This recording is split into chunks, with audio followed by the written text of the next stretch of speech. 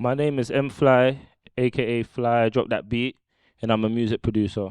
The first instrumental that I ever made, I can't really remember, but I know it doesn't sound like anything that I make right now. I remember when I was younger, there was a point in my life when I used to make beats. I just used to find any random sound, like if I'm eating a packet of crisps, or if I'm slapping a table, or if I'm flicking a lighter, and I just used to put them into my beats. So I would say that would be it. I feel like in this day and age, social media is a really big thing, and your brand is also a really big thing. So as much as you want to be a big producer, some artists like the producer's name on the track. So if you have a good, let's say, brand and people know who you are, it makes it a bit easier to get sessions as well as being talented. When it comes to sessions, whether I'm producing in a session or already have a pack for the session, I would say if I get maybe 24 hours heads up of who I'm going to have a session with, I would definitely try to make some ideas. So when I go into the session, there's some stuff that I know the artist might like. However, I also don't mind to just create in the session if the vibe is there. Top five, I'm not necessarily going to say top five, but I'll say my favorite five that I've worked on. I would say I've done Alika's EP Face Front. There's a track on there called Hold On, which I enjoyed working on.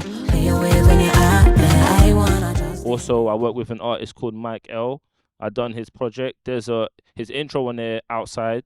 I enjoyed working on that. That's the first song I actually worked on where we had a lot of live instruments, so that was fun.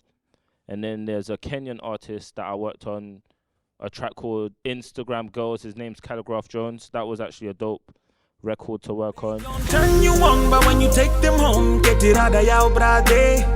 Cause when you take it off. And I would also say it's crazy because when you ask me this, my mind just goes blank. So give me a minute and I'll think of another two. There was a tune that I done for Dreya Mac called Use Your Body. That's the first time she actually worked on like an Afrobeat type of track, and it was fun working on that because it was new.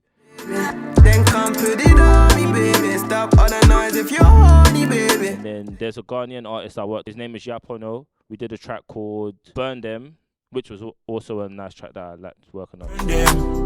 Our fire we go burn them. Such a cool, such a come. I would say that's my favorite five that I've worked on.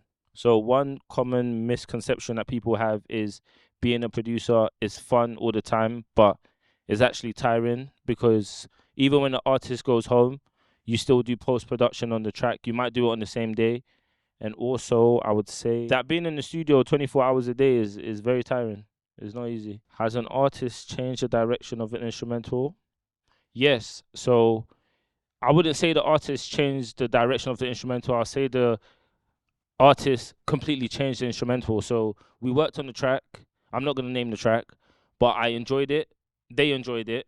The song came out, and it was a beat that I didn't produce. So, yeah. Secret, I wouldn't necessarily say there's any secret, but when it comes to just working on music, you just kind of work from influences that you have from other records. So whether you're working with an Afrobeat artist or an R&B artist or a pop artist, when you get into that session, music that you listen to, music that you like, them inspirations just come out. So I would say it's not necessarily a secret, but that's what kind of helps. I feel like the industry, or let's say the fans, feel like if a producer has a track where the track's done well, the artist is making money from that record. But sometimes artists feel like if they're bigger than the producer, the artist working with the producer is beneficial to the producer so they don't get paid. So not necessarily if a producer has a song that's doing well, they're making money off of it. With no instruments, it would sound like an Ed Sheeran a cappella. No, I can't sing it, but I feel like an Ed Sheeran with no instruments, I feel like he could still make you a hit. Just if he clicks and maybe records ad-libs and harmonies and sings behind it, he can make a hit. So it sounds like that. One major move I'm making this year, I would say just keep your eyes open, keep your ears open. We're working this year. There's things coming out. If there was one thing I want to say to my supporters, thank you for supporting. Keep supporting. This year, we're taking it to the next level. Pick up all the people who support me in the UK and also my family who support me in Ghana.